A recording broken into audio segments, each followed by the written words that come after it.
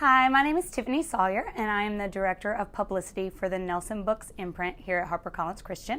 I am here with Beth Fromm. Hello. She is the founder. I'm the founder-in-chief. Founder and owner of OMG Publicity, which is a PR firm that we work with regularly on the Nelson Books team. We absolutely love her and her partner, Julie. They help us work with authors all the time to get media exposure for them and their books. So we brought her in because we want to talk to you guys about getting PR for your books. As the in-house rep, I am someone who knows what it takes to work with everyone here in-house, whether that's marketing or editorial, to really kind of get a book on its feet and out into the market. But Beth, as a PR firm owner, Yes. she works directly with individuals and publishers. I do. So she would be the type of person that someone like you would be looking to hire to represent your book. Sure. Yeah. Like she said, I'm a freelance publicist. I've been doing it for almost 14 years now, which is a little crazy to say. So I think that Tiffany and I have a really good perspective from someone in-house and someone out-house. And we'd like to help because we know that it's kind of a daunting task when you're a self-published author. And especially if you're a first-time self-published author and you don't know where to start, where to go, we definitely have some tips for you. Publicity and PR is super important for a book launch because it's all about awareness. The one thing about PR and publicity that almost every publicist will tell you is that it's extremely hard to really measure the exact ROI of PR. That's because you don't know if you get on a TV show or you get on a radio show, you can't really tell if the person goes and buys your book that very instant. There's no trackable link. There's no, exact way to tell when that exact hit creates a book sell. However, we know, because we're all consumers, that when you see something and it's attracting to you in the media space, it's another way to, it's another thing that reminds you Sure.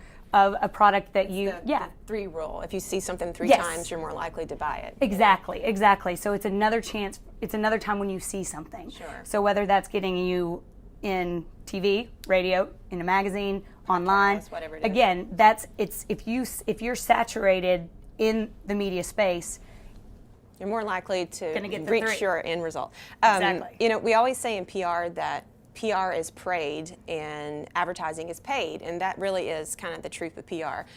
PR is something, when she hires me to work on her campaigns, or if you would hire me to work on your campaigns, what you're really paying for is my time on behalf of you and your book. There are no guaranteed results. We can't tell you that, you're going to make the New York Times list, because if anybody tells you that, they're absolutely telling you a lie. You need to run, not walk, to the nearest store, because there are no guarantees in publicity, because we are up against the news cycle.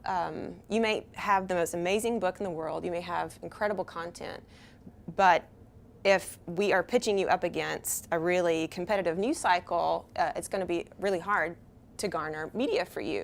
But what we do on your behalf, and why it's important, is that we specifically target the outlets that we know your readers will be at. Where do they consume media? And that's something that you really need to keep in mind too. That the old days when I first started at PRs, we threw everything up against the wall and we mailed out sometimes thousands of galleys. But these days, I think we've gotten smarter. We work smarter, not necessarily harder. And I think we've understood that it makes a lot more sense to really, truly target in on who your reader is and who your target market would be, and to go after those outlets. Where does that person watch TV? Like, what shows do they watch? What magazines do they read? What podcasts do they listen to? Not, let's just pitch to everybody and see how many hits we can get, because you're really kind of wasting your time. You're throwing it all against the wall, and you don't need to be, because we need to reach the people, like she just said, who are going to be reading your book. and who are going to be buying your book. And so that's kind of where we come into play. We know who those people are. We know how to reach them. We have the contacts, and you're basically paying us for our experience, for our knowledge, and for our relationships to get you in front of media outlets that you might not otherwise have the opportunity to be in front of. That makes sense. And then one more point is that the one thing that I believe as a publicist, job security, is that no one is going to stop seeking forms of entertainment. Sure. People are going to keep watching TV, even the streamers, for the most part, listening to maybe not radio, but podcasts, which is something that we are starting to pursue very deeply. They're going to be pursuing content online, but also reading magazines. Still, some people read print magazines and print newspapers, but also all of those things are becoming digital online. People are still pursuing content, and that is our job as publicists, is to make sure that your book and message becomes that content that people seek out. And we can do it for free. You can, yeah. Well, editorial coverage. Yeah, right, there you go. Okay, I see what you're saying here. Yes, we don't have to pay the outlet.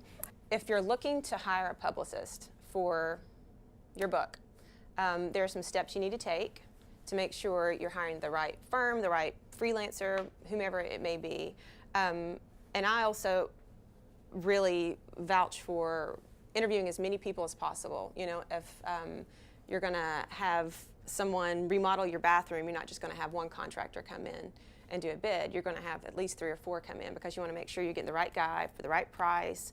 And you have to have a good feel for the person, because you two are going to be working really close together. So if it's an awkward relationship, you know, it may not flourish like you want it to. So I say you probably, if you're in this space, know other authors. So I would kind of start there. Someone that you know maybe has already been published or self-published, reach out to them, ask them who they've worked with, who they would recommend, get you a short little working list, email, call those people and ask for an interview, because in essence you're interviewing them to hire them to work on your behalf. So once you do that, I feel like after those phone conversations you should have a pretty good feeling about at least a couple of them. I hope so, if they've done their job. And I think some of the questions you need to ask them are, A, what's your price? Because there are those that are on the incredibly high end of the spectrum and some that are low. And I say, in my opinion, don't shoot for the stars, especially if it's your first book, and don't go for the lowest either. Somewhere in the middle kind of means that they're in demand, but they will give you the time that you need. You need someone that doesn't have a huge roster of clients at one time, because you want someone, really the reason that you hire a freelancer, even from a publisher's perspective, is that you want someone to give you the attention you deserve. And so if you have a publicist who has 100 books they're working at one time, they're not going to be able to give you the attention that you need. So you want to make sure you ask, you know, how many books do you work at one time?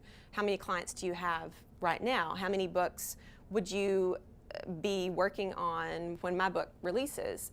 So that you know that you have a publicist that's going to give you the time that you need and deserve. Like I said, in regards to price, usually it's a retainer fee. Most publicists will say, you know, I'm X amount per month. And that is usually the type of agency you want to go with. Some of them will do these hit per hit basis, and I wouldn't recommend that, because sometimes their motivations, and not that all of them are like this, I feel like some of them, their motivations might not be on your behalf, because they really wouldn't be if they know that you're not going to really produce that many hits, they might not be working hard for you. Or if it's a season that they don't need money. Exactly. They may not have that motivation, I guess, to work for you. So money, what their client roster is, who they've worked for in the past, because, you know, as a book publicist for almost 14 years, I definitely have my sweet spots. I know what books I can work well on, and I know what books I just absolutely will not take, because I'm awful. Can I make those. one note? One thing you can do is get on the firm's website. A lot of them have a list of either current clients, past clients, and you can get on there and look at their list and see if it's something you feel like you match up with. Is your message similar to these authors? Are they authors that you know, that you're familiar with? If that's the case, then that's a great sign. Another thing I'll say, especially when it comes to the pay per hit or things like that, or the retainer fee, if it's really low and they make you big promises. No promises. If it's too good to be true, it probably is. It is too good to be Yes, absolutely. So, those are all great things, and I think Beth had a lot of great tips there. One thing I wanted to ask you, Beth, is have you ever had a client ask for a previous media report from another project? Is that something that you would provide? That's absolutely within the realms of something appropriate to ask for. I think you would be foolish not to, honestly, because we're publicists, so we're usually pretty smooth talkers. I mean, that's kind of what we do for a living. We know how to spin and make ourselves look good. I know I'm kind of making myself look bad here, but it's the truth. We know how to promote you. We should know how to promote ourselves too. So I think to ask them to show the proof in the pudding. What have you done recently? Give me a couple examples of my level of a book, or even ask for pie in the sky. What have you garnered in the past? So you can get a really good grasp for their ability, their reach, their relationships. And I think that should make you feel better about your decision and should give you some good information to help you make that decision. And another thing I just thought of about hiring the most expensive publicist is be careful there, because a lot of those will also make those promises. If you're begging for work and you're too cheap and you make promises, be careful. If you're way too expensive and you're making promises, also be careful there too, because I don't care if you're $20,000 a month. If they're making you promises that, oh yeah, absolutely, we'll land, Good Morning America, you will be, there's no way they can deliver on that. Because I have amazing relationships and over the years have developed friendships with these media partners, but that doesn't mean I can pull a favor every single time. That doesn't mean that they're going to like your book, and that doesn't mean that the news cycle is not going to stop your amazing message from getting across at that particular time. So no promises. Probably number one, I would say, watch out for that. And earmuffs, Beth. So just so you guys know, as the publisher, I hire PR firms to represent some of our authors, and that's just kind of for bandwidth reasons. Sometimes as an in-house team, we just need some extra hands. So a couple things I will say as well. Do not be afraid to negotiate. Sure. If you're offered a price from the beginning, don't be afraid to ask for something that fits better in your budget. Whether that's ask for a shorter timeline so that you have a less fee, or just ask for the retainer per month fee to be a little bit less. A lot of firms that are reputable, that are passionate about your project, will try to work with you. Also, if they put a proposal together for you, an official proposal, try to make sure that they have some sort of unique pitch angles. Try to look for proof that they have actually read your book, or at least part of it. You, at least they've skimmed it. If you've given them, at least a week to look into you and your book, they should know what your message is, and they should have taken the time to really, offer you something that's really geared towards you and your project. Yeah, that's a really good point. Like I said, not all genres are my thing, and so I will tell you, if you call me and you have a business book, I'll be like, great book, but it's not for me. I'm not a business book publicist. You may recommend another firm. And I will absolutely recommend another publicist to work on that, because I know I'm not passionate about that, so I'm not going to do a good job with it. And I haven't worked with a lot of business media contacts, and so my reach there, my relationships is, pretty stinky. So, I know what my sweet spot is, and I'm not going to take a book that I can't do a good job with, that I can't at least know I have the potential of doing a good job with. Let me reiterate that, because it's my reputation on the line. I own this business. I have to maintain a good relationship with the publisher and with the author, and my work has to speak for itself. And if I take something that I know I'm going to really do an awful job on. It's not going to do me any good. So make sure that they're passionate about whatever subject, topic you write about. Make sure that they're knowledgeable about you when you talk to them on the phone. If you give them time before your first phone call, quiz them about, in a very subtle way, quiz them about you and your platform, and see if they've looked into you. See if they've looked at your socials. See if they've read parts of your book, or at least your bio, or if you're a journalist, read some of your work. See that they've taken the time to do their homework on you, because that will speak fathoms about the type of work they will do for you if you hire them. Right? Yeah. Okay. I agree. Make sure I'm on point there. So let's say you've made the decision to hire a publicist for your book. Good for you. Smart decision. So let's talk about what that process looks like if you hire a publicist. It's very similar if you are published in-house or if you hire a freelance publicist. The processes are relatively the same, a few differences. First and foremost, you'll get a lovely proposal, hopefully, that details their plan. What are they going to do? What's the timeline? What does that look like?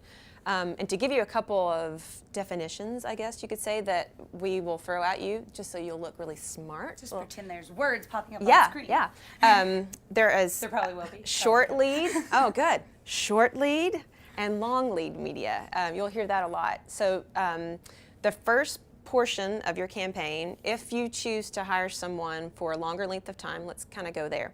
So let's say you hire a publicist, and this is what we would recommend, that you have that manuscript or galley or whatever you've created as far in advance as you possibly can, because that helps a publicist garner those long lead media outlets, the outlets that take longer to secure and plan out.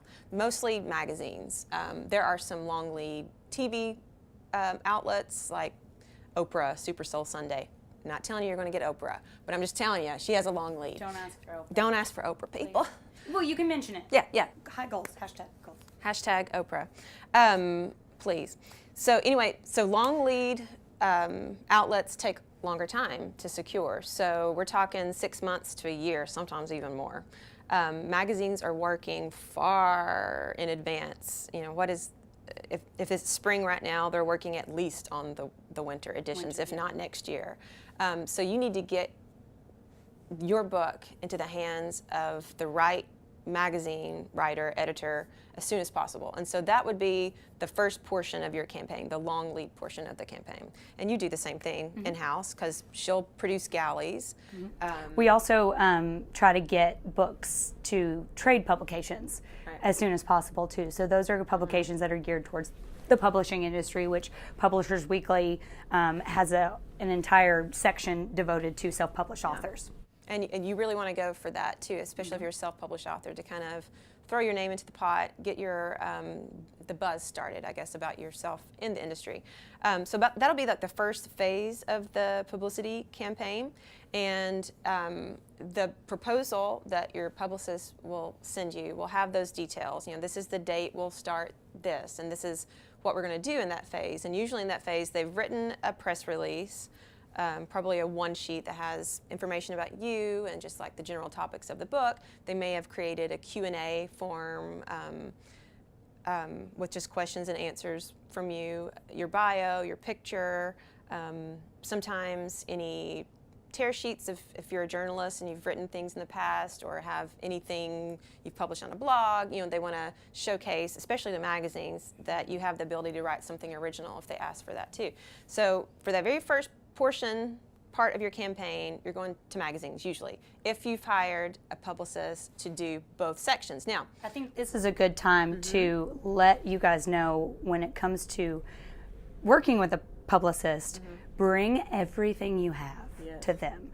Make sure that you know exactly what your bio should read.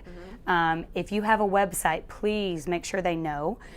If you have examples of things that you have written that aren't your book, if you have written for outlets in the past, if you have done media in the past, have everything you can possibly have that they can utilize. Yeah. So again, a list of media you've done, links to the outlets you've written for, because those are all the things that they're going to want as early as possible. So even before they start doing all these things, before they start outreach to long lead, before they start writing your press materials, they should have all of this at the ready. Inside and out. They should. So once you've gotten all that material to them, they've given you a proposal with the outline, know that you have options. You don't have to hire a publicist to work the breadth of the campaign. Let's say, if you're a self-published author, you might not have the money to hire a PR firm for a long amount of time, especially if they're working on retainer, which most of us do.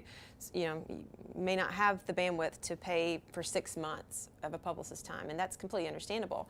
Look for a publicist who's willing to work with you, who'll say, okay, I see that you have this much in your budget, and you do want magazine coverage. So what we'll do is we'll kind of split it up. We'll do a good month of magazine coverage, and then we'll take a break, and then we're going to come back right before your book pubs, and we're going to do some short lead work for you. Make sure you have someone who's willing to be flexible and that will take a break if you need to financially, so that you can get both sides of the coin, short lead and long lead, if you want that. That's another good sign of a good, reputable firm. You don't want someone who's going to just be taking your money. He's just going to want to take advantage of you. You want someone who has your best interest at heart, because it just serves both of you, really. And then let's say you've chosen a publicist to work.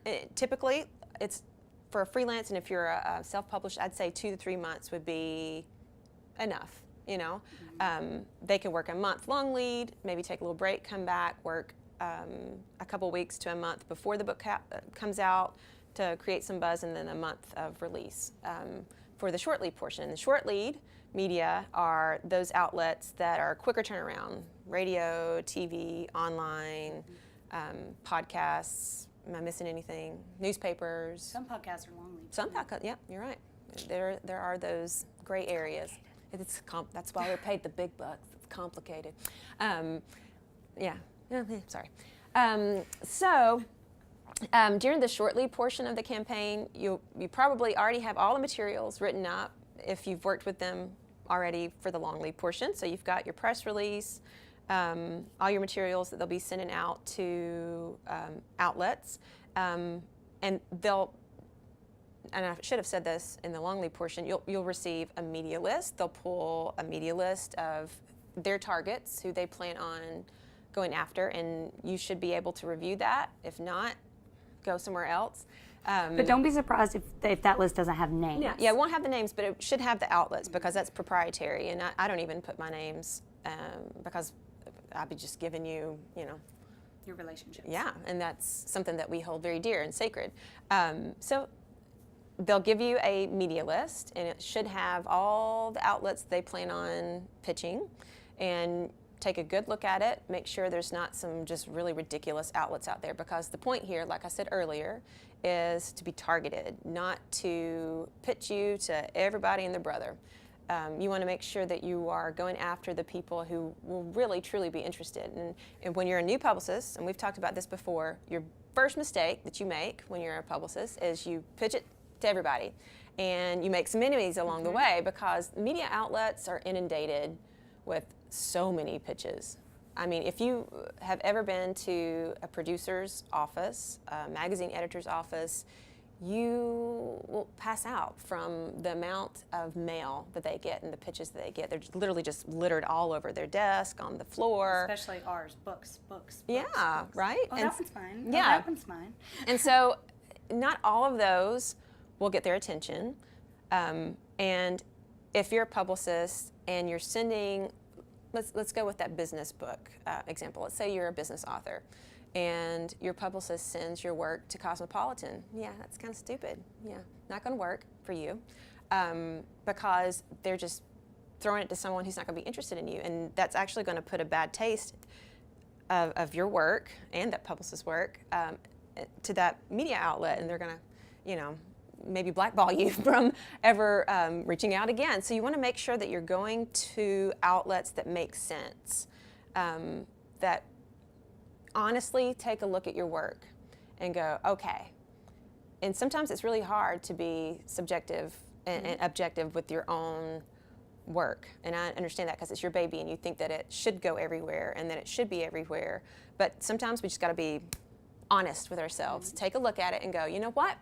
This book is not all things to all people. It's for this person. It's for the person who reads this. And I'm not going to pitch it to just everybody. I want to make sure that I'm going to the right people, because at the end of the day, you're trying to reach the target market, the end user, and she's not everywhere, right?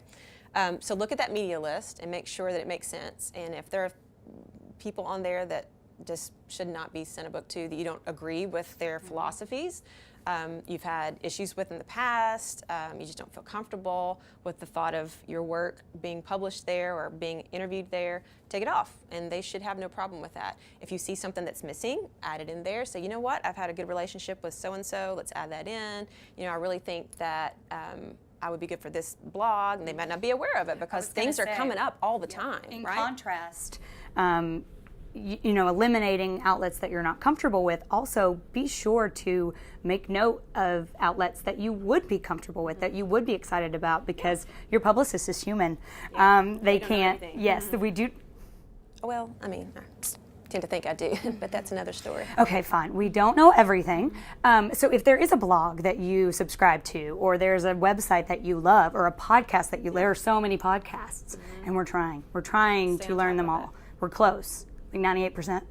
That's good. But there's like, oh wait, there's 10 more. Today. 10 more. That just then happened. Another 12 more. Yeah. Every day it's changing. Always let your publicist know if there's somewhere that you want to be, that you know is a good fit, because they will do everything they can to find the contact information they need and get you on there. Absolutely. It's a fluid relationship. It should be a fluid proposal that can change easily if things change. Let's say that they start to pitch and things aren't going too well. They're not getting the results that they thought they were going to get, that you were hoping for.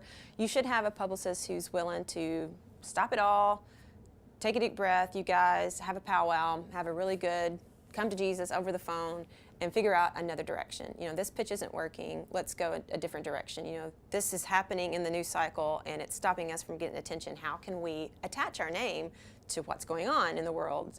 That's another good point. Look for publicists who aren't just sending out raw pitches, which is fine, but also are keeping an eye out on what's happening in the world, what's trending.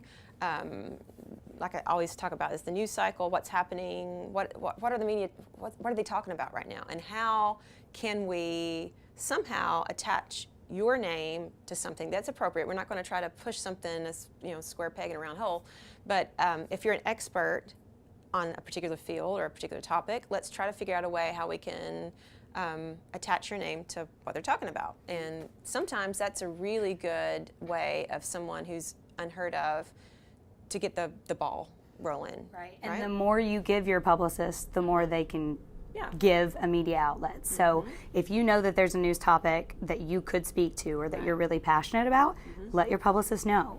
One back and forth that I saw recently between an author and a PR firm that we had hired, and I was, you know, really grateful that they went kind of above and beyond almost, is they were sending him the news headlines of the day every morning when they, like 2 weeks before his release. See anything? And they were sending him 3 or 4 headlines, and he would literally turn around within the hour and send them back 3 to 4 talking points for each headline. Right. And I thought, guys, that's genius. That is genius. awesome, because he was very much an author who could speak into the cultural news of the day. Perfect. From an evangelical standpoint. So, you know, it was great. And they ended up getting lots of conservative radio because that was his niche. That's what he wanted. So those are things that you and your publicist can talk about doing. What works for you, what works for them, whether that's over email or on the phone or via text. Those are all things that you can work out. And if you did your pre-planning and your interviews beforehand, you know that that is going to work with your publicist because you guys have similar personalities and, you know, it'll work. You know, that it's okay that you contact them in the middle of the night via text message. Well, sometimes. It's okay. Sometimes. Not all the time. Don't text me at night. Let's talk about the rest of the process. So let's say you've been pitched by your publicist, and congratulations. You've just gotten your first TV interview. Look at you. You're such a big girl now. Boys too. Boys too. You're a big boy too. Them too, yeah. So what does that look like? Let's say you've probably never done an interview before, whether that's radio or TV.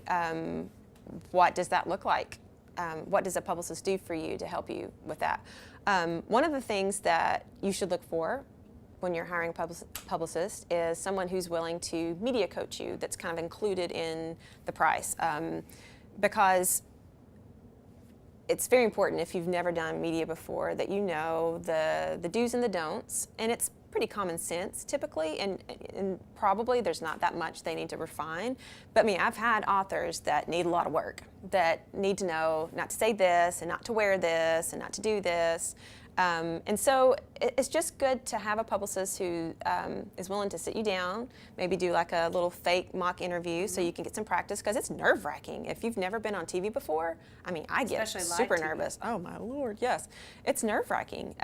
So it's good to have a little role play, someone who can media coach you so that you feel more at ease, because there's nothing worse than your very first TV interview and you're so nervous you completely blow it. So have someone that's willing to sit you down and spoon feed you how to do it the right way. And even if you don't live in the same city or state as your publicist, you can do it Skype, over the phone, FaceTime.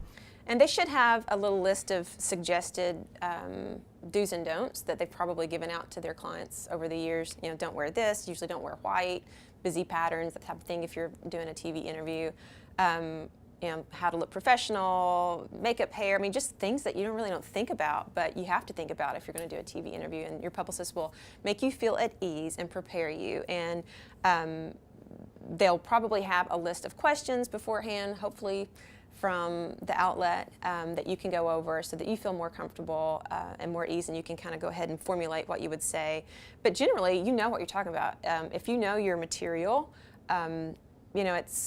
it's your baby. You know this stuff inside and out. It's going to be about your book or about you, so there shouldn't really be anything that comes out of the blue. Now, sometimes it happens, and depending on the topic and what you write on, your publicist will know that, okay, there's a potential for some controversy here. There's a potential for this particular outlet. If they know they're a good publicist, they know the host, they know how the show goes, how a newspaper editor likes to lean conservative or liberal, whatever it may be, to prepare you for the what ifs, so that nothing catches you by surprise. And a good publicist should be able to teach you how to take kind of a rogue question and turn it back around to the book. Right, absolutely. That's key. Answering it, but not answering it. And always making yourself look good. Coming out smelling like a rose every time. Kind of in a roundabout way, are there any steps I've missed? There's pitching, there's the media list, there's all the materials they're going to be writing for you. They'll get updates. You should get updates. I like to do them once a week. My philosophy is over-communicate, because like I've said before, this is your baby, and so this is very important to you, and you're obsessed about it. You think about it constantly, and you're constantly probably wondering, what are these people doing for me? Are they doing anything at all? Why haven't I heard from them? So a good publicist will be in touch with you a lot. They will keep you updated, whether that's good or bad, and you need to know some of the bad. Be prepared for that.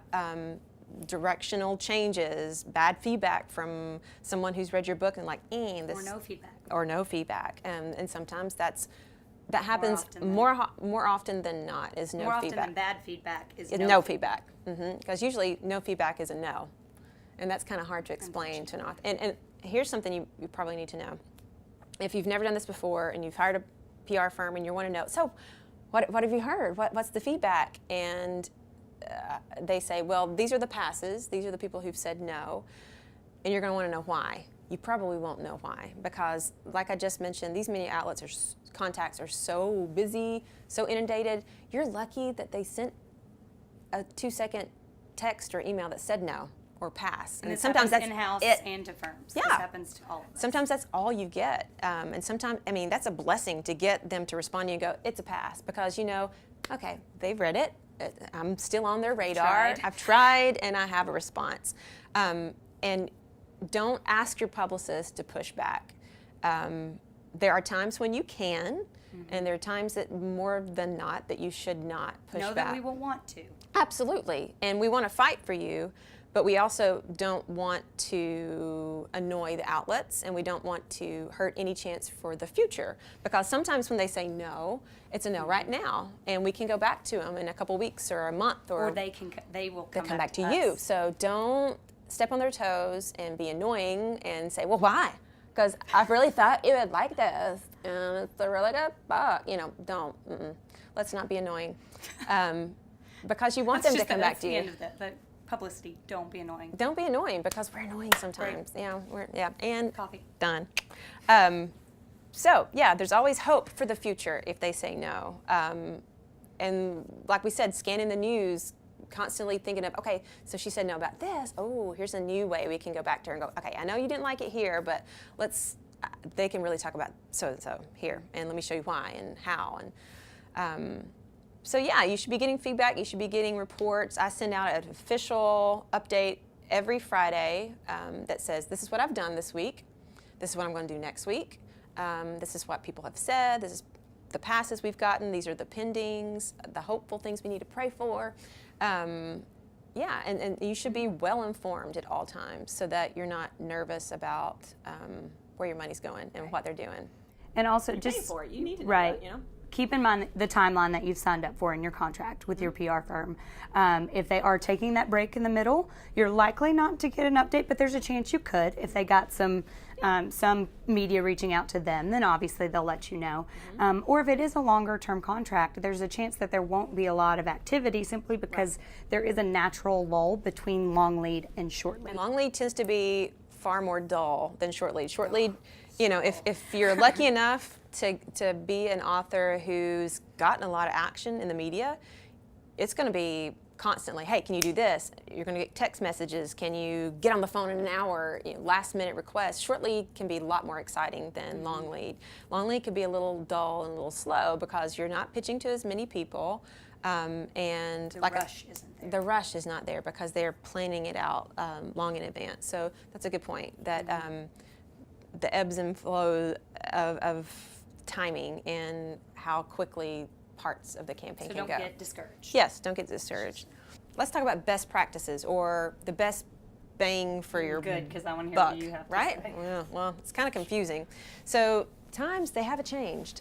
When I first, That's the way to put it. yeah, times have changed. When I first started in PR So long ago. a million years ago, content was king, and that was the reason I got into the publishing world, is because I'm a book nerd, and I'm an author myself, but 14 years later, still haven't written my first book, so I'm kind of preaching to the choir here. What used to work in the past doesn't necessarily work in terms of impact anymore. Platform is the number one thing that most media contacts are looking for, sadly. It's the Kardashian effect, should I say that? The Kardashian effect. If you have an author who has a brilliant book, beautiful things to say, a wonderful message, would be an incredible segment, and you have a similar book by someone who has a ginormous platform and they're just basically a celebrity for no reason. And they're writing on something similar, unfortunately, probably that contact is going to go for the one with the highest platform. And that is awful, and I hate that has changed, but those are the times we live in today. So in terms of impact, where am I going to go with that? That's a sad statement to say, but it's reality. You know, the most important thing for you to do is to make sure that your platform is as developed as it possibly can be before this whole process begins.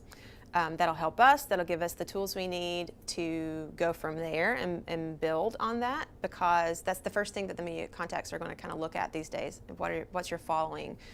What do your socials look like? You know, right? I mean, so if we have that, and if you have that puzzle of the piece, let's go there. Let's say you're a self-published author who has an amazing platform. Go you. We're sitting pretty right now. That means that we can go for those types of hits that will have big impacts and make a big difference, which these days is all digital. Podcasts, you know, other means of promotion, Facebook Live and live signings, and really interesting ways of communicating with your readers that's not the traditional media outlets anymore. You know, we deal with both. We deal with traditional newspaper, magazines, TV, and non-traditional social media outlets. And now I guess do we throw podcasts in non-traditional? I guess now, yeah. It's becoming traditional. Right. But yeah, you know, Facebook live chats and ways to be creative.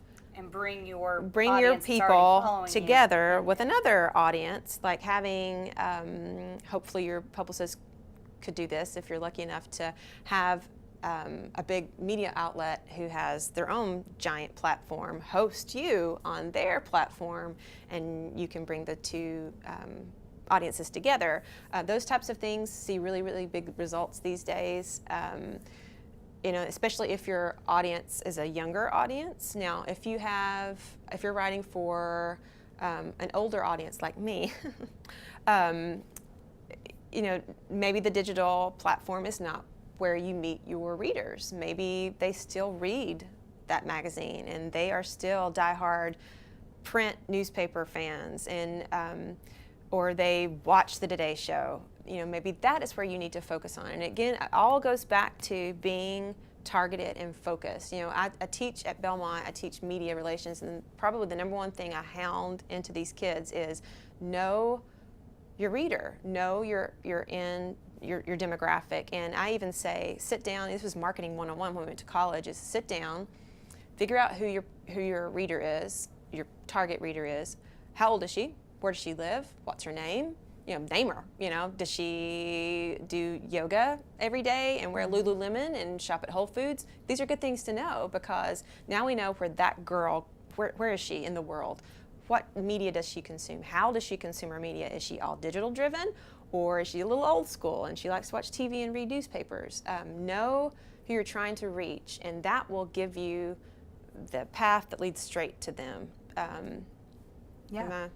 Yeah, I think, you know, really the outlets that you know are your core audience, that's going to be your biggest impact. I think number one, that is, you know, the one thing that you can always count on. You know, as an in-house publicist, I get the added benefit of being able to actually see sales when we have a media opportunity. Sometimes outsourced firms cannot see that. How did it go? Yes, you know, yes, we can, and I'm not sure how that works with self-published authors exactly. I'm not sure how. I think you might have your own Author Central accounts on Amazon, but we can see spikes so there is something to be said for an appearance on Good Morning America.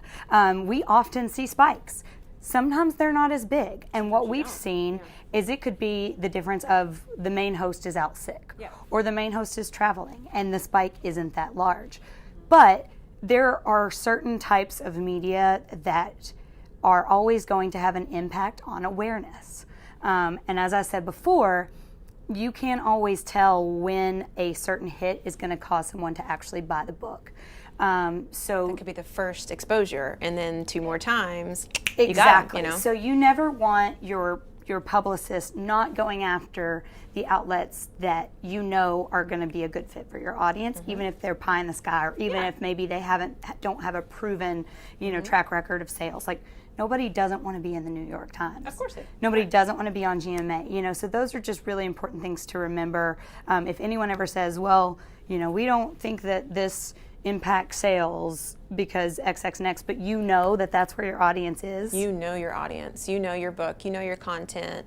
And if you're honest with yourself, you know where you need to be. Right. Yeah. So I think that's where your sales are going to be, is where your audience is. Another couple things that I will say is, you know, part of publicity, I believe, is about building your platform. Yeah. So just as much as we can't necessarily always track sales, sometimes we can track if a hit builds an audience. Right. So if you have a digital hit and you make sure that your bio, that say if you write an article and your publicist gets it placed in an online news website, and your bio includes, you know, a link to the book, but it also includes a link to your Twitter or a link to your Instagram, and you see your followers tick up. that's a good sign. And so that's Always direct them back to your socials. And so always make sure that your publicist has that in mind too, that you're also wanting to build your platform. So even if you are someone with a lower platform, there's ways that publicity can help that too. It can always be larger. Yes. Even if you have a huge platform already. But yeah, I mean, that's a really good point, that always direct whatever you do back to your socials and your blog or whatever you're choosing to be, your focus. Give your audience an incentive. Why should they be listening to you, reading your stuff? Give them content that is relevant. Don't just throw stuff up against the wall. Really think about what your reader wants to learn from you. How can they benefit? How can this change their life? I mean, if you're an author that's writing nonfiction, probably you're giving your readers something to help them usually. Either you're educating them, you're enlightening them about something, you're helping them with a problem, you're giving them solutions. Give them those solutions in small tidbits on your socials, and really give your followers, your readers, useful information. The more useful it is, the better you're going to see those results. If you're just blogging or posting pictures of what you ate for lunch just to be out there posting pictures of what you ate for lunch, probably not going to do you much good, but if you're giving them tips and tricks and little videos that they can actually incorporate into their lives, you're going to get a fan for life. They're going to see you as useful. They're going to stick with you.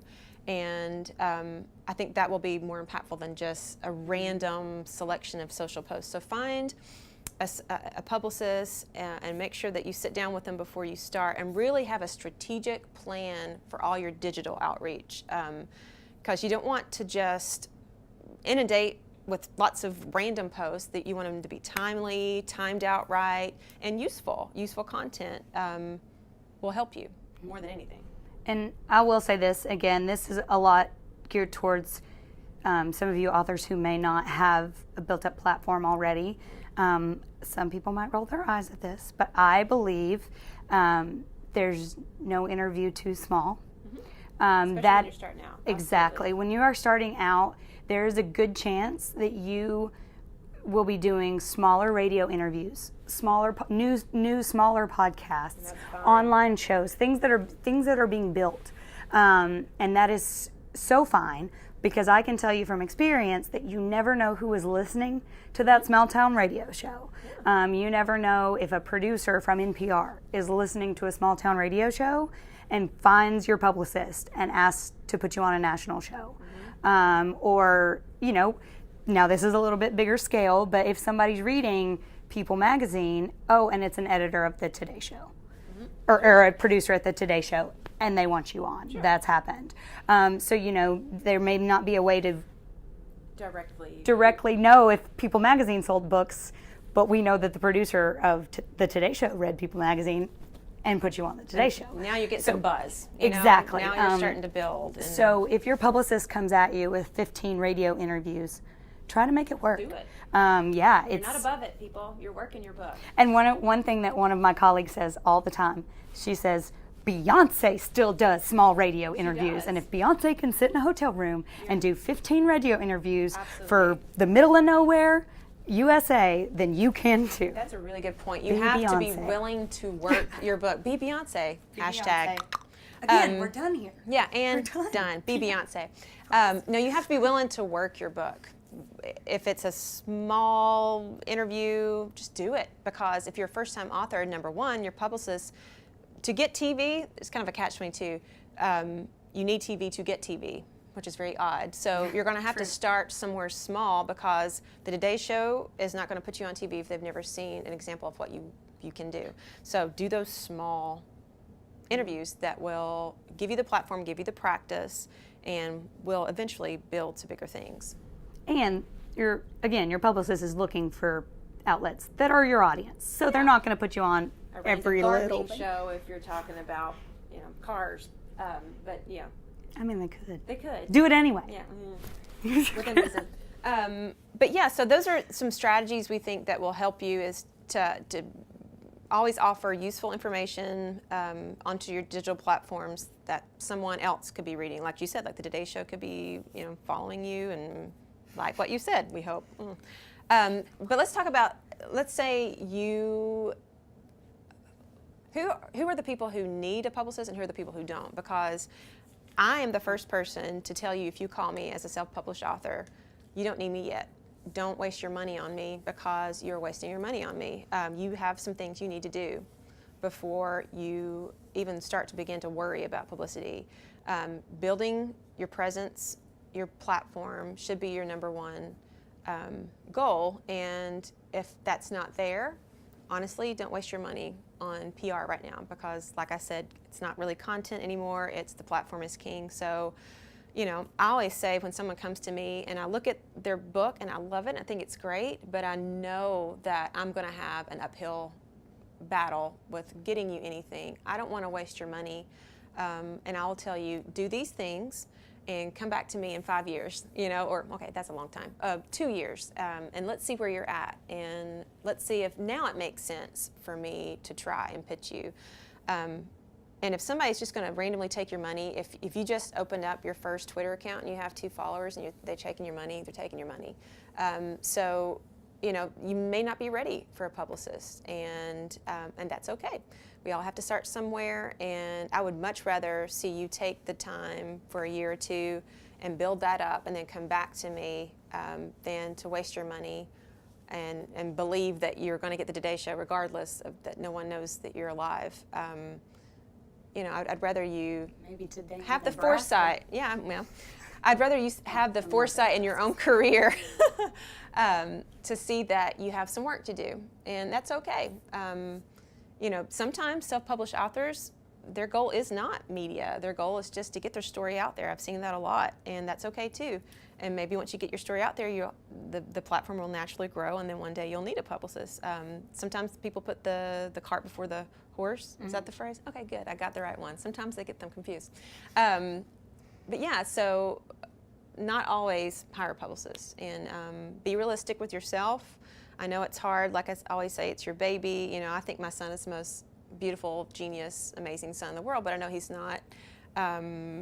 He's not going to be a professional football star and a singer and a genius. He's good at one thing, and I need to focus on that, and I need to hone that. And you need to do the same thing.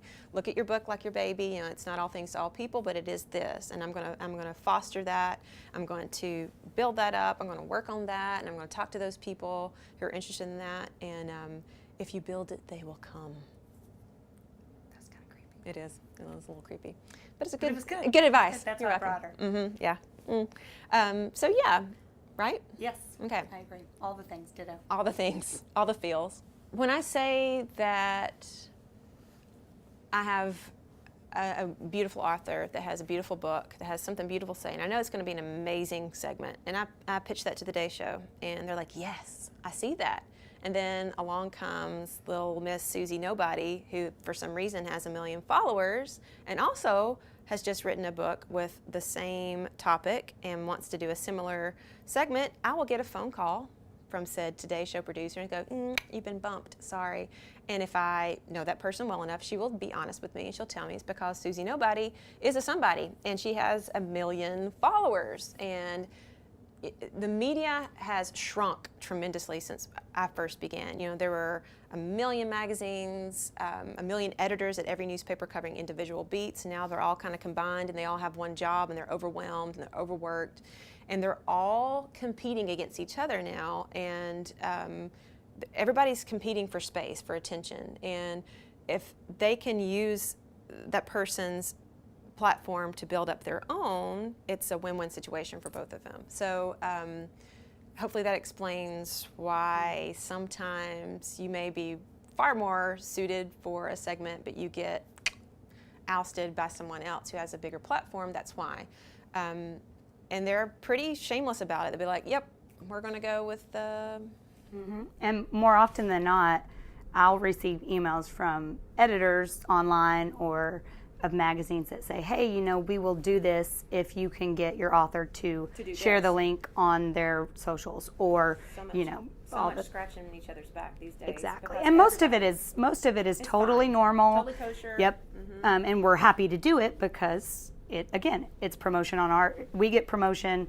We're happy to share the link because we would probably be sharing it anyway, or the author would, because who's not proud of being, on really reputable outlets. Sure. It's a win-win for everybody. But unfortunately, sometimes it comes at the expense when somebody with a larger platform can do the same thing. And it's frustrating, and that's part of probably the biggest frustration in my career these days, is because that happens so often. And like I said, I'm a book nerd. I love books. I love authors. I love the written word, and I want to see those authors who have really something amazing to say be the ones to get the attention. But we sadly live in a world today where platform is now king. So do yourself a favor and be both things. Be an amazing author, be that person that is a voice of reason and has something beautiful to tell people, but work on your social platform so that you have the chance for your voice to be heard.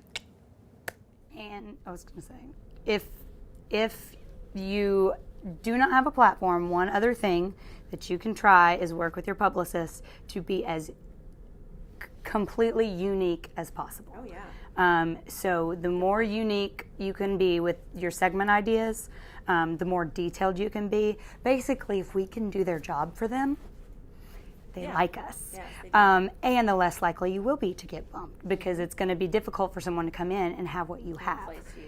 Yes, so that is something, sometimes I've gone to an author and they say, hey, I'd really like to be on X show.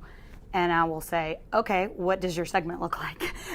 Because not be a Q&A, because we're not going to get on there. Right, Yeah. But I have worked with plenty of authors who've given me fantastic ideas because they know their message like the back of their hand. They've dreamed about it. They've dreamed about being on these shows. And I've been able to go to producers and they go, oh, Yeah. I've never heard anything like that. Cool. That's awesome. Sometimes it's worked, sometimes it hasn't.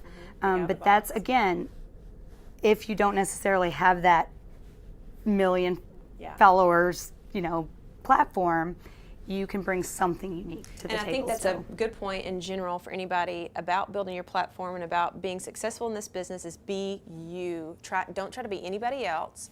You have a very specific thing you can offer to someone, and be that. Be specific, be as unique and individual as you possibly can. Make your offerings, make your messaging, whatever you're giving your content, as unique and individual and useful as possible, and you will stand out above the others, because there's so many copycats out there now. I mean, how many beauty bloggers and YouTube singer channels do we see? And you just glaze over it. But the people that you start to follow, that you recognize and rise above the clutter, are those that are uniquely themselves and are giving you something that you can't get from anybody else.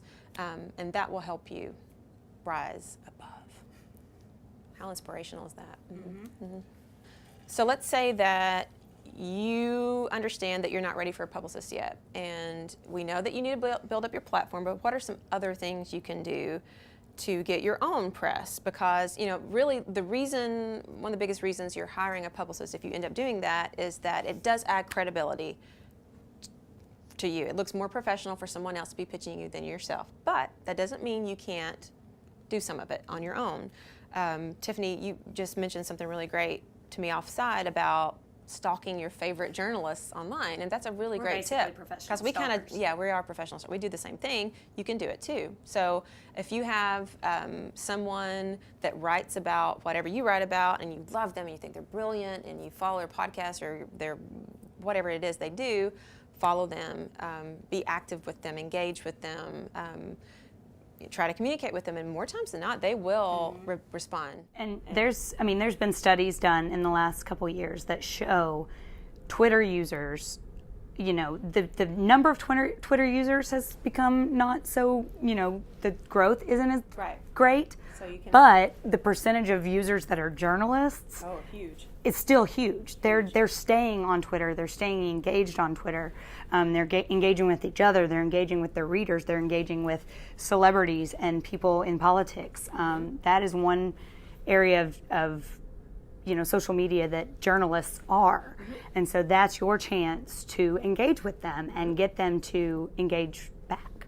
Yeah, it gives you a chance to get their attention. If you are a writer on a specific topic, reach out to your local newspaper and offer a column. Try to be more out there, regardless of how small the circulation may be, whatever it is, local magazine, depending local on contributor to a local show, whatever it may be. Depending on what large company owns your local newspaper, you could be, there could be syndication, or, same with their digital platform. They could offer it to their sister newspapers. And you might be doing this for free, and that's okay. You'll probably be doing it for free. Yeah, but that's okay, because you're out there and you're getting the buzz starting, and you're making a name for yourself, and you're giving yourself credibility that will one day serve you very well. So work harder than most people are willing to work, and I think that will give you an advantage to a lot of other self-published authors. So stalk your favorite journalists.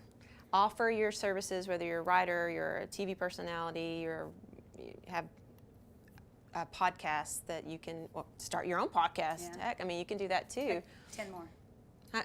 10 more just popped up right now, and you're one of them. Yeah, congratulations. Just find a way to make your voice heard, and in a creative way, like she said. Be a contributor. Be someone who has something to say, and be willing to give it out for free. And some people don't realize this. So as publicists, as professional publicists, we have media databases that we can turn to every day that are updated. I don't even know who updates them. I don't know who these people are, but they do. they're kind of expensive. They're not cheap. For me, I'm lucky because the publisher pays for it. And I'm unlucky because I pay for it, so there's that. Yeah, well, you pay for it if you hire her. Anyway, but these have, thousands and thousands of journalists' contact information that we can readily get. However, a lot of websites have contact pages, and believe it or not, they work. And people respond to them. So if you're willing to do the blood, sweat, and tears and the hard work, you can make your own media list and find your own contacts. Exactly, and especially if you take some of our other advice and you're targeted and you go to where your audience is, that list doesn't have to be that long. And I will say, too, that podcasts are not in that database. So we're doing the same thing. We're doing the exact same thing. We're getting on podcast websites and just shooting them an email on their contact page and saying, hey, you might like our stuff. And we're hoping they respond. And another tip, when you do find that email, save it. And if you do email them, make it brief, to the point. Think of your elevator pitch. If you're in an elevator with somebody. How to be publicist. Yeah, here we go. Think of 1 to 3 sentences that capsulizes your book and yourself, and make it as unique and cool and to the point as possible. And don't give them rambling emails that are this big.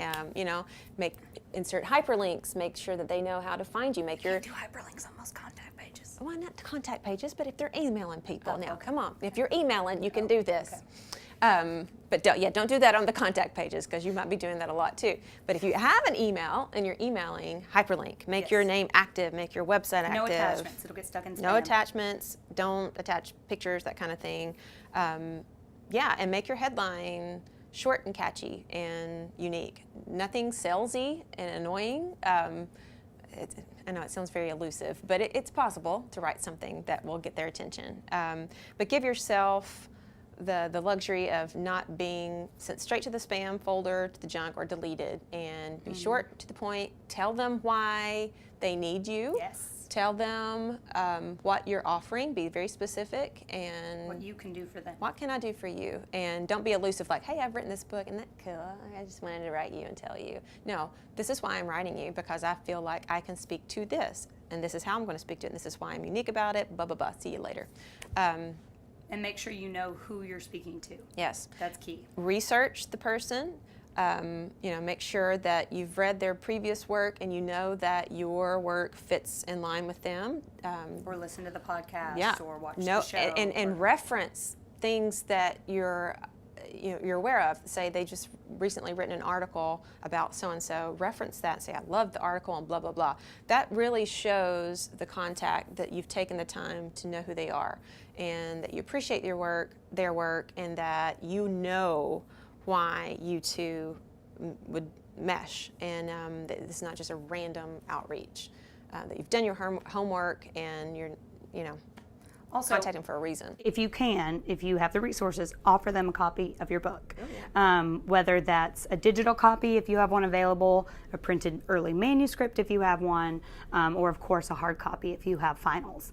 And in addition to emailing, you can also, Beth was saying, become a contributor somewhere. Really try to offer your services, possibly for free, to your local paper, or a lot of your favorite websites have submission rules and guidelines that you can find right there on their site. Sometimes they're called writer guidelines or submission guidelines. It can just take it's something sometimes as simple as searching their little search bar for writer guidelines. Find them, save them, read them, and write an article that matches those guidelines and send it in. You never know what could happen. If that doesn't work for you, just always focus on building your own content on your own blog. Always find a reason to give useful information. If it's a video blog, if it's your own blog and you're writing articles, do it frequently. And if you're giving unique content, you'll attract readers, because that's how we find out about, as consumers, we find out about people that we follow through other people. So give useful content, always be out there pushing out. Free stuff is not bad, and it'll be a snowball effect, hopefully. Thank you so much, Beth, for being here with us today. I hope that you guys got a lot of information. Obviously, there's a reason I brought Beth in, because she's a genius. Please re-listen to everything that she said and follow every single guideline and piece of advice. Just ignore everything. Yeah, whatever. No, I hope we've given you something that's useful. And feel free to always reach out and ask questions to people, and support each other. You'll be good.